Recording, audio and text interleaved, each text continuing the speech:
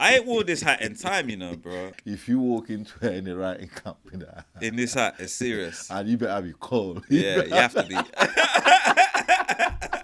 This is Greatness Dex. Welcome to Ladders, powered by Wingstop. Thanks for coming through. Thank you for having me, bro. Thank you. We're going to get to your journey and let's let the people know. I got something I'm going to go through a few lyrics for you. Let's see whether... Let's try this. Yeah, let's go. Yeah? Whether you're still active, whether you still remember. Because I know you've done a lot of work. Yeah? I will say something, you will just complete it for us. Right. Yeah. I'm a finder Cupid and... I'm a finder Cupid. That's Chip. We're on the right path. Is that from Oopsie Daisy? You're going there. Is there any story with that, though? With Oopsie Daisy? Yeah. We made that song. We were listening to Neo. Me and Kyle James were listening to a lot of Neo. I don't know if you guys listen. You know Neo, of course. The R&B singer, right? Yeah. So we're listening to a lot of his music, and he was working with some Scandinavian producers called Stargate, who are like amazing producers. That's a long time ago, you know. Yeah. Stargate are dope. They've done some great stuff, like some great Rihanna records, some great Neo records, but then they also did like S Club 7 and Atomic Kitten and stuff like back in the day. So like they're low key, there's some legends. We were trying to make songs like So Sick and just all those great Neo records that he was dropping at that time. And then Chip was like, I'm working on the album. He came through. Remember, he listened to the song and he completely just dissected it and just like rearranged it. He pretty much produced that song himself. What, Chip? Diddy Chip, yeah, he did that. Yeah. He was like, take off the verses, because we had a girl singing. He's like, I'm going to rap here. He's like, this bit's going to be the chorus. Yeah. And then it all came together, like pretty much. And you see, for Chip to be, moving, doing such a thing that's a long time from a young age. Yeah, he's a smart kid. Yeah. So what did you do? What, you produced it? What, you helped to, what was your... I guess people say I produced it, but if I'm being honest, I would say Chip produced it in terms of making it into a song. Yeah, we composed it and wrote it and recorded it and all of these kinds of things, like what people know production as today. Yeah. But from like being a producer and like the producers I look up to, like Quincy's and all of these kind of people, they're not like making beats. I think it's a good like launch for our working relationship. So that was your first work you did with Chip? Nah, because we've known each other since we're 14, 15. Oh, okay. We met on like MSN Messenger. I found him on MySpace. Yeah. We was young, but Chip had like a mixtape that was pressed up with plastic on it. I'm like, bro, how you got plastic on your CD, bro? Well, he doesn't want it to get dirty, man. Nah, you have to rip it open, bro. Like proper, like a HMV album, like Beyonce's album, exactly. bro. No, but come on, man. It's got to be... But that's the certification, you know what I'm saying? But these times, everyone's giving you CDs that just have like Sharpie on it. Do you know what I'm saying? They're like, here's my mixtape. That's always recorded. Yeah. He was with Bath and everything. Yeah. I remember he had Sway hosting the mixtape. I'm like, this kid's out of control. Yeah. Like, so I told my production partner at the time, you need to check out Chip. I want to work with Chip. And he was like, he weren't into grime. He was a bit older than me. He produced he was a bit more of a successful producer at the time, and he was like, "Nah, I don't really want to do it," etc., etc. Once he saw Chip on the freaking Tim Westwood thing, you think my man ever said anything like that again, bro? Like, he was obsessed with Chip after that. So yeah, man, it's a great working relationship, and great friendship as well. Second one, I found the one. He changed my life. I think it's from a Nicki song. Go on, enlighten me. Nah, Rihanna. Oh, is that from One Now? From What Now? Oh, okay. You see, you caught that one. I was close. Yeah. Not so close. I was in the Caribbean. No, but you said female. Island. When you said female, so you're local. Big up Livy Frank. She wrote that song. How about you? I produced the song with some of my friends from college, actually. Yeah, it's funny how that happened. My friends from college. And that's one of our big ones, Yeah, it did good. I think it was a single. We got a video out of it. Single as well. Yeah. Ah. Probably one of her worst performing singles, if I'm honest. Worst one. Yeah. How? What? Why you say that? There was a lot of drama around that song.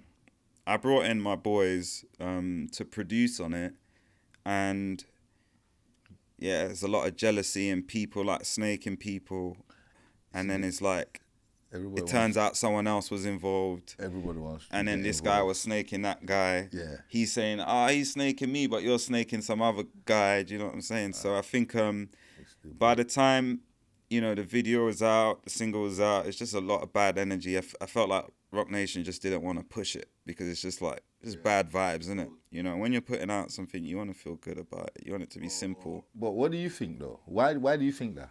I think it's just Rihanna. It's a big project. Yeah, exactly. That's what I'm saying. You know, sometimes them big artists, when there's a big budget, everyone, you know what I'm saying? Yeah, bro. I saw people and I saw, sometimes, no jokes, when certain type of tune is made and you hear it, it's a hit. Already first. Yeah. And at the time, a lot of great things were happening for me. And I think the man them thought like, nah, we're getting on this ship. Yeah, you know what I'm saying? Oh, let's kick him, you know what I'm saying? Yeah, it was one of them ones like, listen, this ship is not leaving this port without me. And so, everyone was jumping out the woodworks at that time. But I think a lot of people didn't realise that Rock Nation and we wanted to work together. I wanted to sign to Rock Nation as an artist and they wanted to sign me as an artist. First. So a lot of that was like courting, or it felt like courting to me. So it wasn't just like, we didn't just get that record because it was an amazing record. Yes, it was an amazing record, but I was popping right. But hold on, let me ask a question. How did you get to produce Rihanna's single though? All right. This is, my whole life is God. Like my mum's like a prayer warrior. So that's like how everything's happened. Leave mommy prayers first. Right? That one is normal. But then in terms of like how it happened, I went to Australia for a writing camp. BMG sent me to Australia for a writing camp. Okay. And I was having a terrible time. The people there probably don't know because it's like, I'm always just like lovely when I'm around people, but I was having a terrible time. We're making terrible music. This was like back in the day when like the UK scene is not what it is now. It's like, you're not hearing Afrobeat. You're not hearing songs you actually jungle like. It's just weird stuff like. No, jungle. Is it jungle time? Garage time? It's not, what? This is like the time where like someone would take someone out the scene and then put them into like a whole, like how like they took Tinchy out our scene and then injected him into the commercial space, or like how they took Chip and then injected him into the commercial space. Whereas like now, there is no commercial space, and that's you see that is a serious valid point, because that was what a lot of UK artists was chasing back in the day. Yeah. That commercial space. A lot of them didn't know, oh, you know what, I could be myself and be doing what I'm doing. And I'm saying they want to do that then. Yeah. Like people was thinking there's a crossover. Yeah. There's no crossover. Yeah. It's just literally just like people who you don't know getting involved in what you do. Yeah. That's what the crossover is. People that aren't from where you're from or from your neighborhood getting involved in what you do. I think that's what the crossover was. So we were making music that was just like, it's just strange, man. It's just strange kind of music. What kind of sound? What was it? Oopsie Daisy is an anomaly because it's like you've got us, the producers, listening to American music, trying to like keep up with American commercial music. And then you've got like an artist who's very talented, who's capable of spitting on anything. It's not like now where Chip can just make grime and it's popping. Do you know what I'm saying? Like back then he has to like do grime so you know him, but then he has to do other kinds of music to be successful. And that's what we was doing, just random pop songs. And it got to a point, I was in Australia, I was thinking, this is enough. Like, you lot have sent me across the world, like, it's gone too far now. So I'm in Australia now, and I'm thinking, I'm on the other side of the world just making trash. Yeah. There's bare insects, bare mad spiders out here, I'm just making terrible music. And then I met another producer, writer called Brian Kennedy, who's like this with Rihanna. He's on like pretty much every Rihanna album, I think. But he's an amazing pianist. He took to me, like, we just became like brothers, bro. He's just such a good human. Anywhere in the world, you know, we always connect. Yeah, man. You see what I'm saying? It's Anywhere true, man. in the world, we always put us in a nice position. In short, not even nice, sorry. Give us the opportunity, right? Yeah? We will make something out of something. Yeah, that's exactly what happened, bro. He was like, stay in Australia for an extra week. I stayed an extra week. He's like, I'm going to get a studio. He's like, I'll just send you some beats, right, to some stuff. I wrote like 3 songs out there. 2 of the songs are like the best songs I've ever written. To this day, like they're still on this album that I'm going to release. But yeah, he was like, oh yeah, stay, make these songs. We made these songs. And then he came back to London and he called me. He's like, yo, I'm in London at this Rihanna camp. He's like, what are you doing? I'm like, what? Nothing. Like, he's like, yo, come through to the camp. So I come to the camp, I walk in. He's like, introducing me to like Ty and everyone. Yeah. I see a couple of the man them there already. Like Angel was there, I think Castle was there. I'm like, yo, the man them are here. Like, what? Well, was he wearing the hat when you pulled up?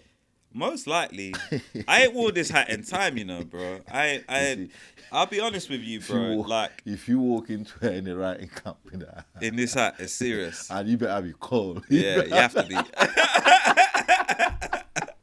You have to be. You better be sick. That's what I'm saying. Nah, for real. Because with the hat, you've come in with that hat. Yeah. It's no funny business.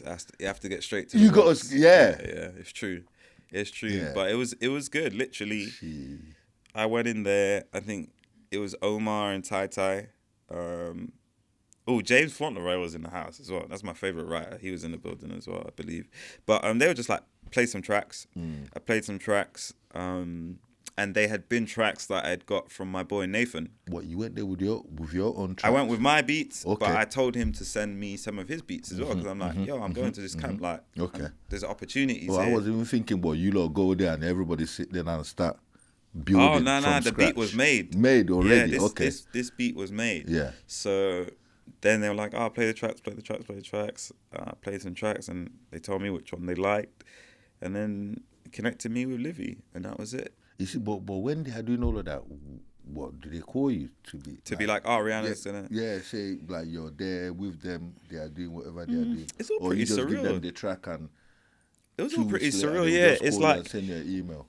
So Livy did the track, and then shortly after, I think I caught wind that Rihanna's cutting the track. Like, she likes it, she's heard it, she wants to cut it. Because that's usually how it goes. It's like, you have the demo, and then... the artist will cut the record, and when the artist cuts the record, that's enough for me. Like, I don't need the track to come out. It's like it's been cut already, isn't it? Yeah, it's like the track coming out and everyone experiencing it. That's their experience, but for me, it's the music. It's like watching Denzel act something that you've written. It's like, that don't need to come out.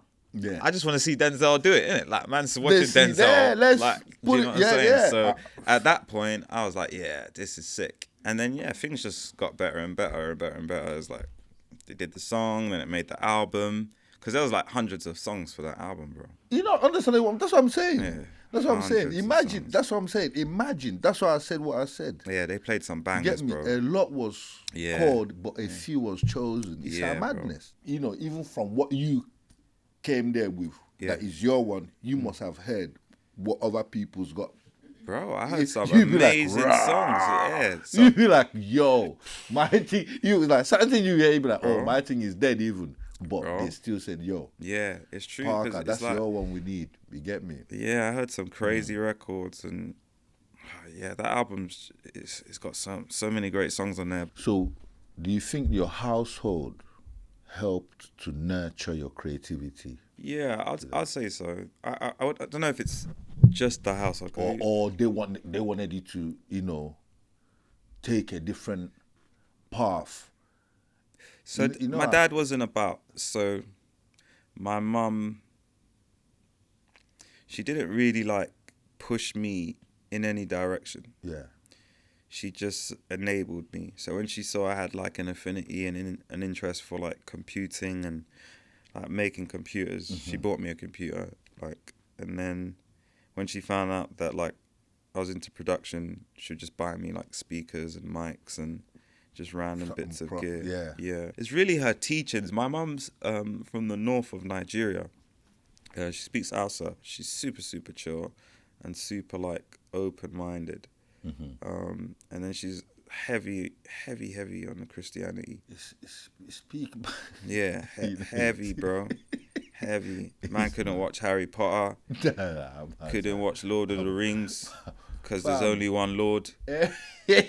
All of these, bro, serious stuff. The household was a safe place. I know a lot of people grew up in London where they might have been in spaces where they didn't have enough love to feel comfortable or confident enough to explore the things that I began exploring as a kid. Because I started production when I was like 8 or 9 years old. Right. And that was just because I had a computer.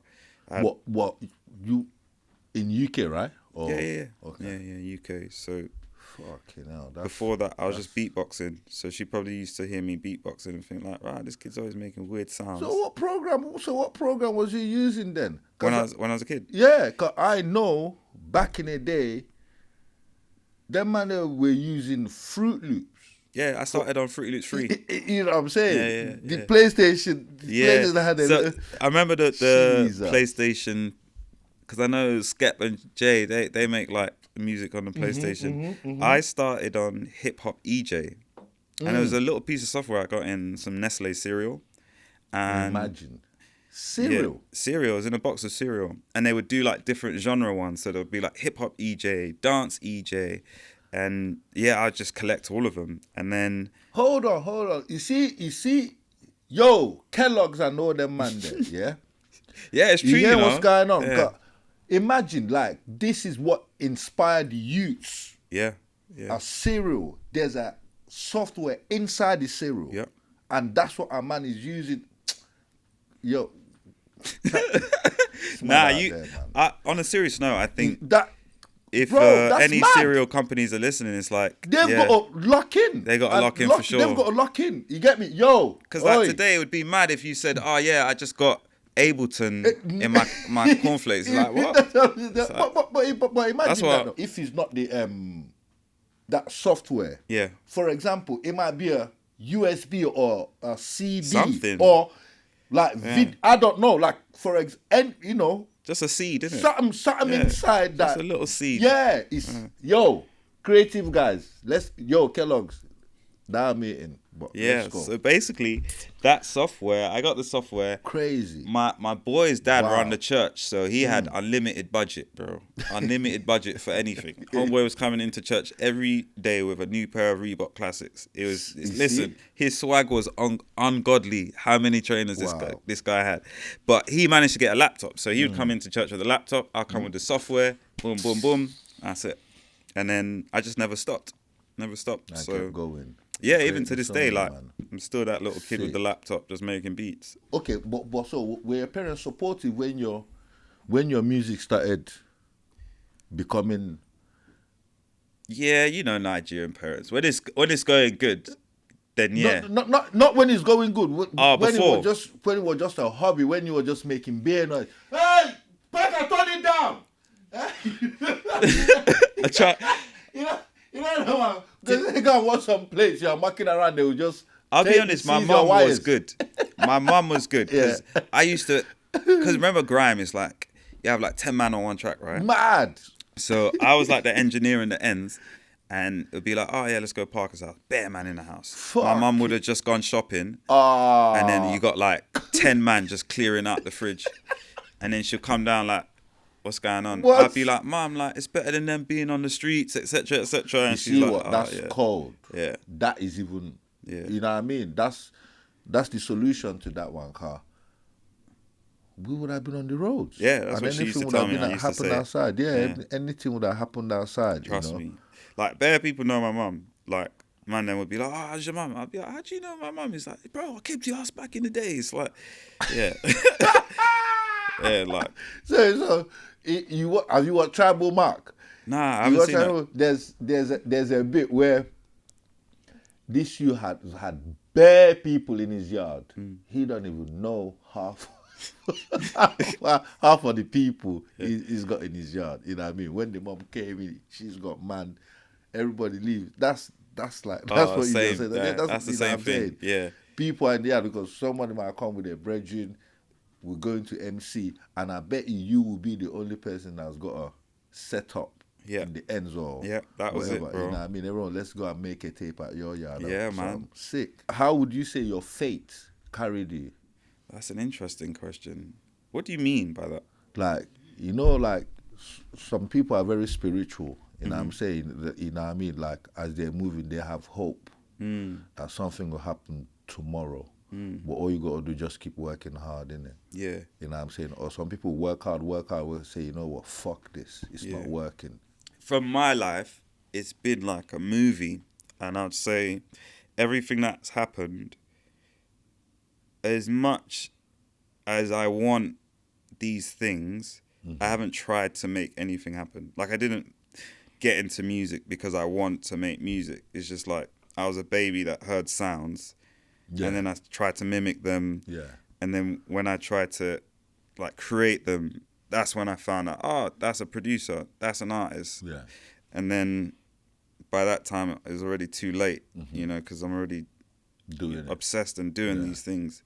So I don't know how, you know, fate really plays a role, because I feel like my soul's just been set on a path, like God's just set my soul on a path. But ultimately, I think it's because as much as my music is tethered to my ego, I don't use it to like advance in the world in that way that I feel a lot of people do. And so I have the freedom to like create and be creative and be super imaginative and stuff. And I think that's the gift that I have that always creates new opportunities for me. So what was you obsessed about before music? Before music? My mum. Yeah, I was obsessed with my mum. My mum, when I was a baby, I remember my mum being depressed and things like that. And I used to like try and make her happy and bring some joy into her life. And I remember my parents were going through a divorce and things like that. I remember some of the scenes of like dad leaving and things like that. So before music, it was just like, just make this woman happy, make her. Well, you still in contact with your dad? Oh yeah. My dad's super old, but I'm still in contact with him. But he's from another time.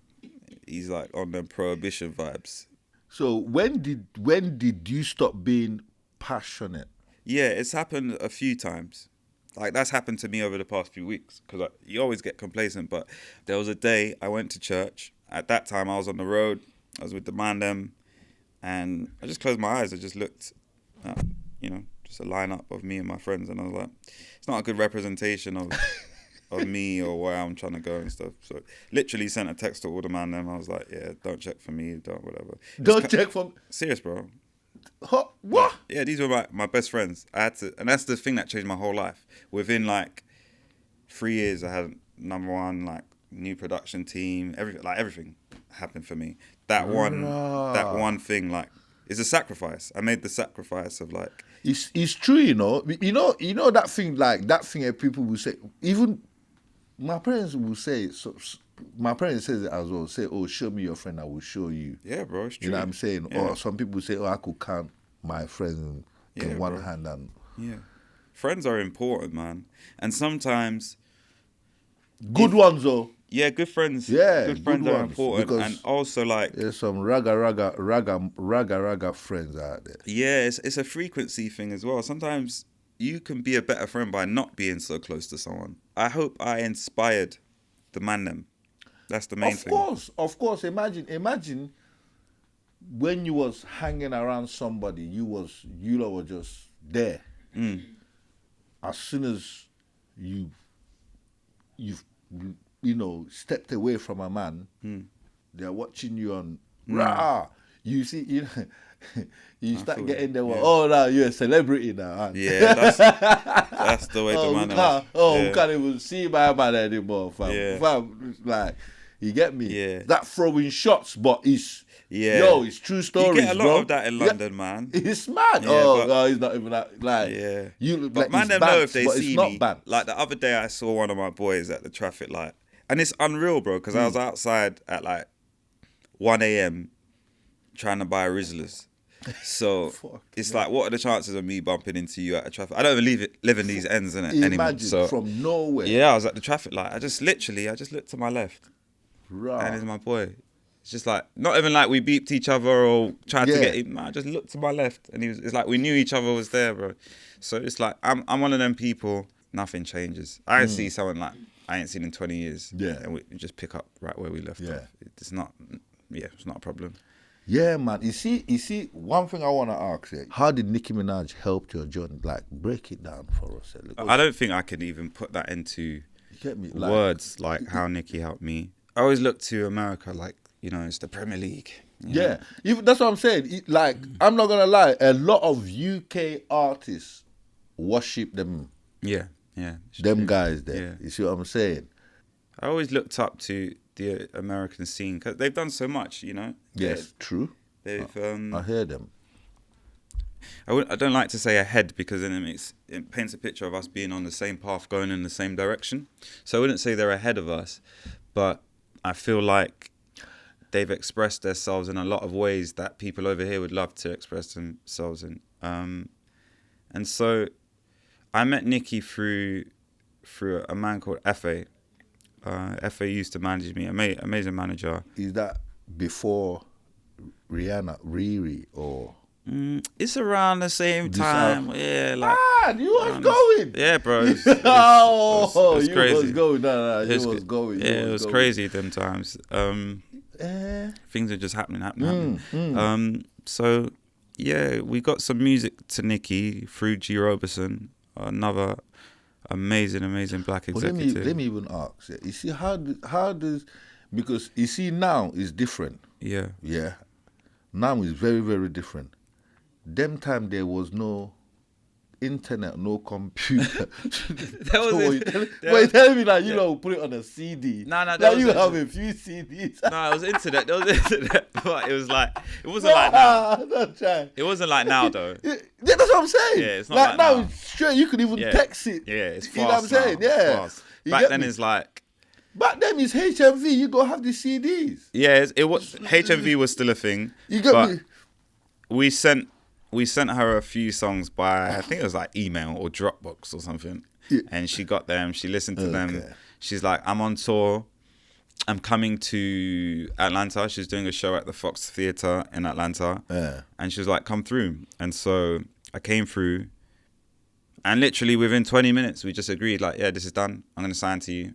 It's done. Because, I'd already made my mind up because FA at the house was like, who do you want to sign to? Do you want to sign to Kanye? Do you want to sign to Jay? Do you want to sign? It's like, who do you want to sign to? I can make anything happen. I could have gone anywhere. And it was just basically, we thought that being with a woman would be better than just being... No, I'm not going to lie. Facts. Yeah. If he was a guy, they might start hating. Right. At one point. That's exactly what my manager said at the time. I'm not going to lie to you. Yeah. And I wouldn't advise a girl to manage a girl. Yeah.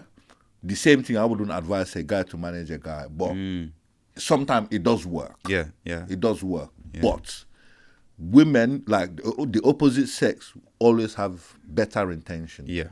Facts. That's what I'm not gonna lie. Yeah, we had a conversation. I was like, yeah, I definitely see what you're saying. Yeah, Nicki didn't even have a label or anything. It's just like, that's crazy. Yeah, it's just a good human. And I was like, yeah, trust you, love the vibes, and as well, years before that, my sister had introduced me to Nicki's "Beam Me Up Scotty" mixtape. So I was actually a big fan of Nicki, like from an artistic perspective, because I think her pen's crazy. Yeah. And so, it was just nice. It was just nice to connect with her. It didn't seem like there's any friction or anything. She seems to enjoy the songs. Even like a couple months ago, she called me and she's like, what the hell is going on with you? Why haven't you put out these songs? It's nice to have someone in your corner who you really respect. And believe in you. Who actually believes in the music. And they want you to win. Yeah. You know what I'm saying? Yeah. Yeah, man. Big up Nicki. You know what I'm saying? Looking after my boy. You know what's going on. You get me? Working with people like Jessie J, Chip, You know what I'm saying? G Easy. Yeah, you know what I'm saying? So how did that navigate your creativity, your creative mind? So many people come from different cultures, you know. Yeah. Like G-Eazy's from like California, but Yeah. he's not from LA. I think he's from like San Francisco, like the Bay, I think it is. So completely different culture to like what's going on in LA. That's what I'm saying. Like you've got LA, you've got you know what I'm saying, you've got UK, and even like Chip, Caribbean. You know what I'm saying? He's Caribbean, but then he's so Tottenham as well. You know, you know what I'm saying? Mad culture. But my life is mad, bro. Like one second I'll be in studio with Quincy Jones one day, next day I'll be in studio with C-Biz. It's like mad. That's just my life. It's like it makes no sense, but it's like I don't know. I just love the music. Culture shift. You know what I'm saying? Understand. That's what it is.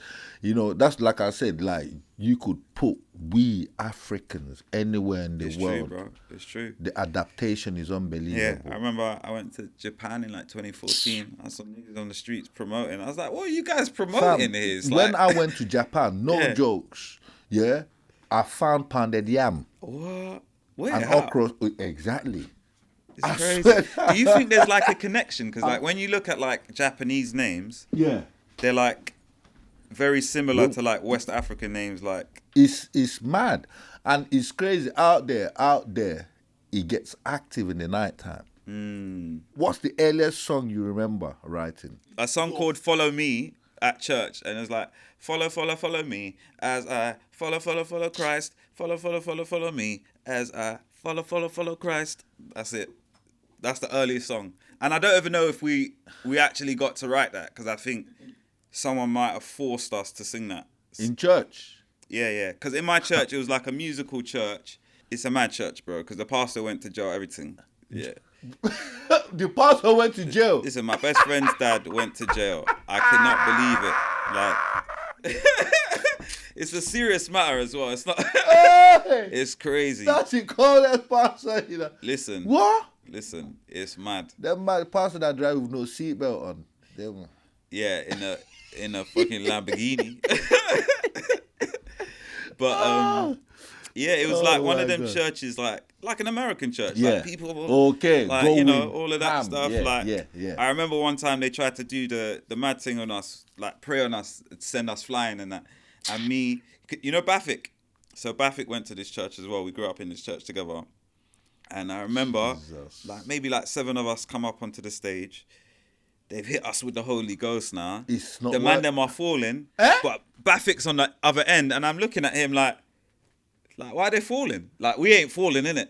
But you should have ran in and say, "Go on, hit me with this." But I think, do you know what it is? Some people are susceptible to like that kind of energy. If you're not like a strong-minded person, someone can hit you with the Holy Ghost and then send you unconscious. But me.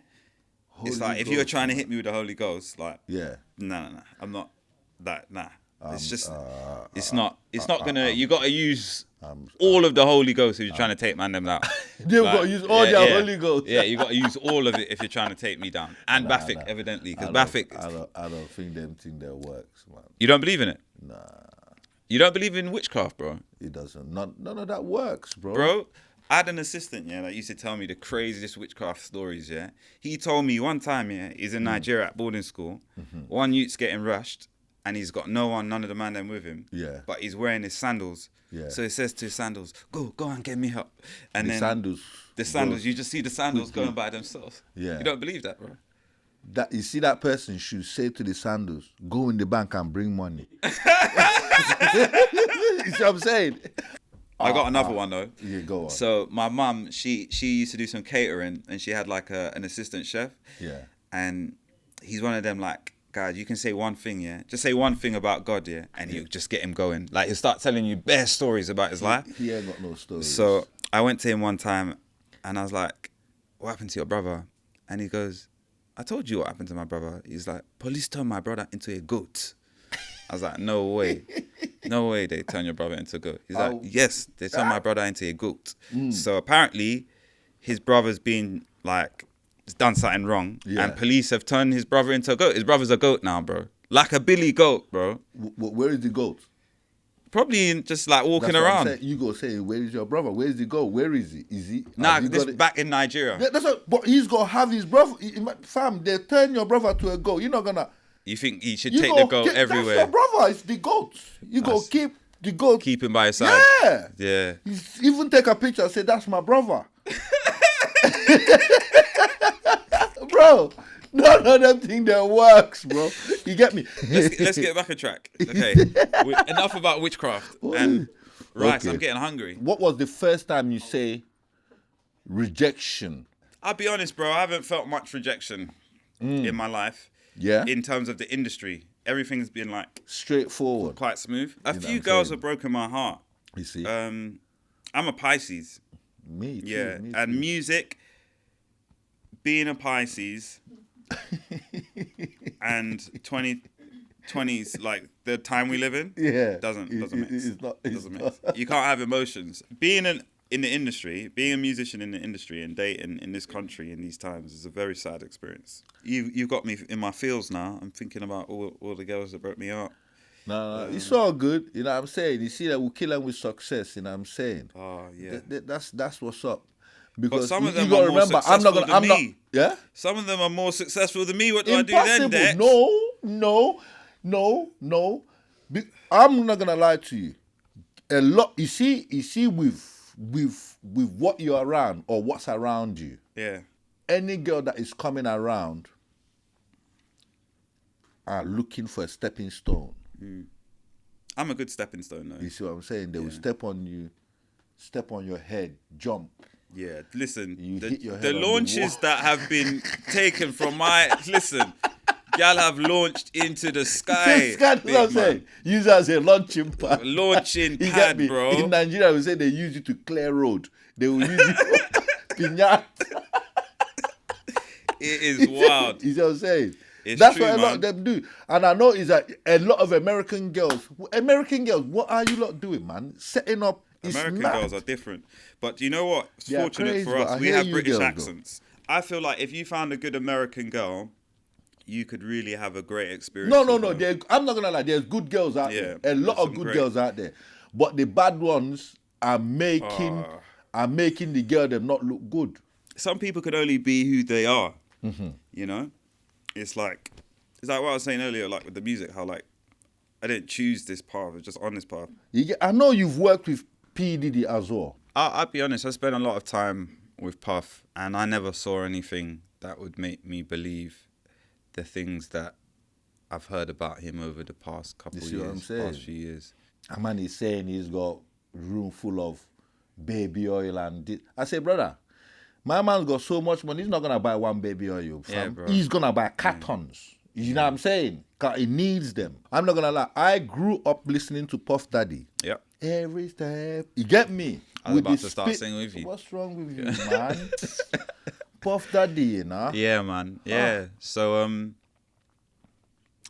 I pray for him all the time. I mean, But so, forget about all of that. Yeah. When you was working with P Diddy, what was the, you know what I'm saying? What did you do? You get me? Because the people them need to know. okay. Like, you So know what I mean? I'll tell you how everything went down. So I had a manager working with me at the time called Nima. He was like doing like day-to-day management for me. Nima Nasseri, amazing human being. He was very close with one of Puff's managers, Ighile. Yeah. My brother, I haven't seen you in ages, Ighile. Shout you out, big up, bro. And so I had a song called This Is America that Nima had, and he gave it to Ighile. And I believe Ighile incorporated it into Puff's workout playlist.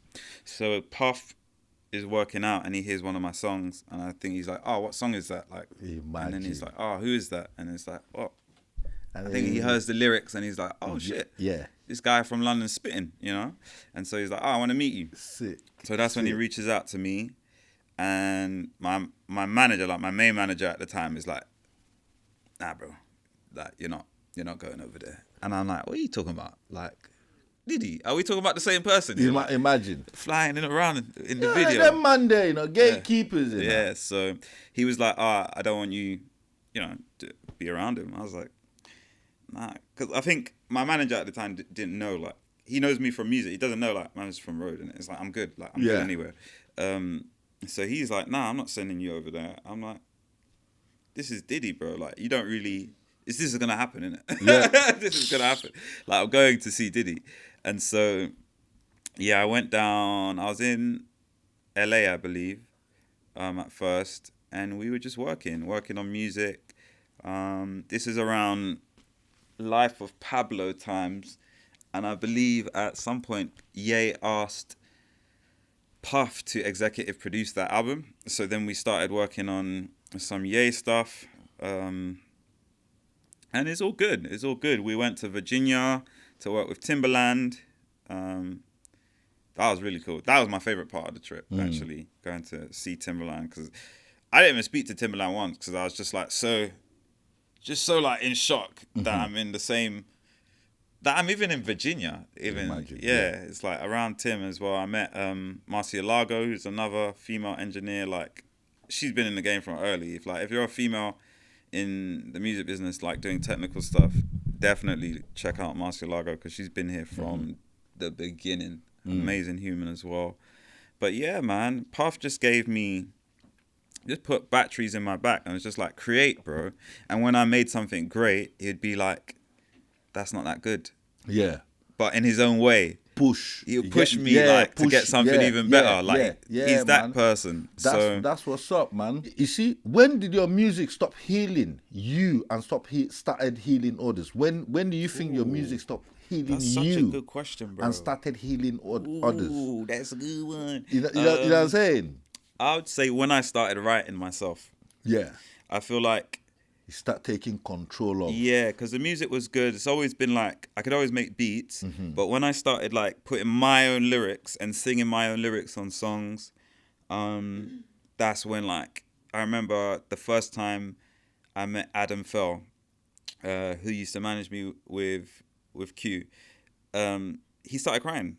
Like literally, I played him my music and he started crying. I was like, rah. Yeah, I've never seen anyone cry to my songs and stuff like that. And fire. That's what led to me meeting Quincy and you see, and just being in that space. So yeah, I'd say, was the question when did it happen? Yeah, you say yeah. But yeah, definitely when I started writing. Yeah. When you started writing. Yeah. So what was you doing before? Was people writing for you, or you was writing with people? Or, yeah, it's like sometimes when two people are writing together, your point will never come across 100. Yeah, it's not the same. Yeah. Yeah, it's not the same. So it might be a 10% thing, and you know what I'm saying, or you just add it. Yeah. So you know what I'm saying? I was like the producer before that would kind of like help you with your lyrics. Yeah. But they would put me in with like loads of writers, and I wasn't getting exactly what I wanted. That's what I'm saying. The point you're trying to put across, you know what I'm saying? It's either too complicated or just not deep enough. It's not deep enough, Or what are you talking about? Yeah. You know what I'm saying? As you know, it's like I've come into the game with like Chip.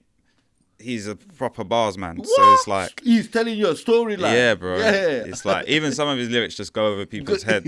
So yeah, for me the lyrics are like super, super important. So yeah, it just that kind of pushed me into like just being like, okay, I'm gonna write myself, you know. Yeah. And that's what led to me becoming an artist. True. I like it like that. I like organic discovery because people always like to me like, oh, why ain't you released your music? Blah blah blah blah blah. You know, I'm around a lot of artists that people will give you, you know, sometimes they even give man USB. You know what I'm saying? A man will give you a USB. When do I get time to listen to how many? You might put 20 tracks in there. Yeah. You know what I'm saying? And all of a sudden, for some reason, somebody's listening to it and one of them hit, and that one that hit is going to Rihanna or... You see what I'm saying? Yeah. That's why I'm like, yo, that is a mad climb. No, you're on that ladder, man. You're climbing. But now, let me ask you a question here. If a 16-year-old Parker now would hear your catalog, what would shock them the most? What would shock a 16-year-old Parker is probably the diversity in my catalog. It's like, as I said before, it's like one day I'll be in room with C-Biz. Next time, I mean... What track do you do with C-Biz? Oh, I Tell me not the game is mine. I will smash this Yeah, place yeah. up, right? I was engineer on that song. Hey! Yeah. Yo! So basically, what happened was it's a random story, yeah. Hey! And this is what I'm saying. It's just God. This is my brother, you Yeah, know. that's family. So basically, Six had a Biz. session with Biz, and Six is like my bro. Six. That guy is tall. Yeah, 6 feet. Yeah. So Yeah. he's called me like, yeah, I got a session with some rapper. Like, can you take it for me? It's like, cause I'm at the studio already. Like So- that. Yeah, so I'm like, yeah, I'll do it, bro. Like, cause you know, I taught the man how to record, innit? Yeah. So it's like, Yeah, I can record, innit? yeah. I'll do it. So the rapper shows up and it's C-Biz. I don't know him at this point, but I'm just like, all right, cool, bro. All right, let's record. He does his verse. I'm like, oh, why don't you try it like this? I'm trying to like vocal produce him like I'm working with like a singer, innit? Meanwhile, I'm not knowing like this guy's like, he's a real deal. So like, yeah, we just gone through the song. We made the tune. It's come out, and then everyone else has told me like who he is and you know how great the song is. But I would educate myself on C-Biz, and he's a friggin' legend, man. He's a Northwest legend, like for sure. And I love that song as well. But when I was C-Biz is recording, hard. I didn't actually hear it when I was recording it. Yeah. I only heard it afterwards. Like when I was. C-Biz is crazy. Yeah. He needs a new album.